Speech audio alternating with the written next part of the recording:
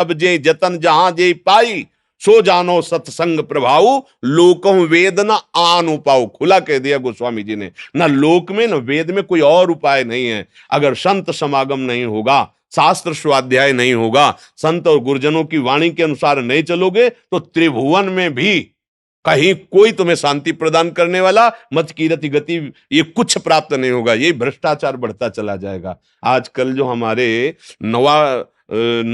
जवानों के अंदर ये जो वासना का बहुत बढ़ा हुआ भूत देखा जाता है, उसका कारण ये है। ना कोई दिनचर्या है, ना कोई सतमार्ग है। देखो, प्रातः काल उठ के रघुनाथा मात पिता गुरु नामे माथा, और जप हो रहा है थोड़ी देर, संध्या वंदन आदि। अब 10 बजे तक सो के उठे, मनमानी आचरण। अच्छा, पहले कभी माता बहनों की तरफ देखने में भी सकुच वाली वृत्तियां थी।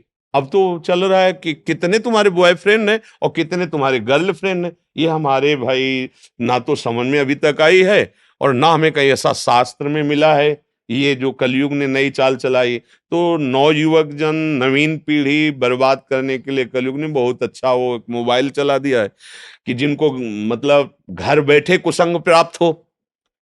अब बैठे बैठे आप देश विदेश की सब बातें देख सकते हैं।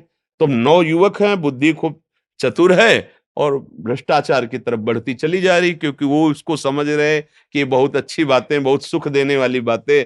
धर्म की बातें तो धर्मात्माओं से मिलती हैं, भगवत बातें तो महात्माओं से मिलती हैं।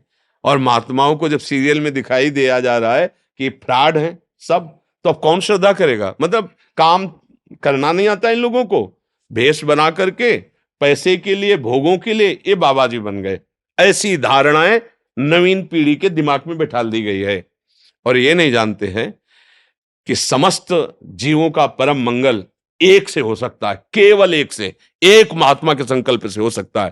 पर ऐसा उनके अंदर, उनको लगता है कि ये क्या ना समाज की सेवा करते हैं। अरे एकांत में बैठा जो रो रो के वो कृष्ण कृष्ण बोल रहा, उसी से तुम जीवित हो, उसी से तुम सुरक्षित हो। नहीं तो ये समाज जैसे पापाचरण हो रहे ना, ये आप समझ लो, ये जो थोड़ा भी कुछ मंगल अगर जगत में दिखाई दे रहा है, तो उन्हीं महात्माओं के जो एकांत में बैठे हुए रोकर कृष्ण कृष्ण जप रहे हैं। भले वो समाज में प्रवचन नहीं करते, भले वो किसी टीवी में नहीं आते, भले वो किसी मोबाइल में आज तक नहीं आए, लेकिन उन्हीं की चरण रज, उन्हीं के आंसुओं से हमारा मंगल हो रहा है, दूसरों से मंगल नहीं हो रहा है। तो हमें जब तक संतों की बात पर विश्वास नहीं होगा, शास्त्रों के अनुसार हम नहीं चलेंगे, अध्यात्म को हम नहीं समझेंगे, तो सुधार हो ही नहीं सकता। क्योंकि इसी से होता लोकों वेद ना अनुभव।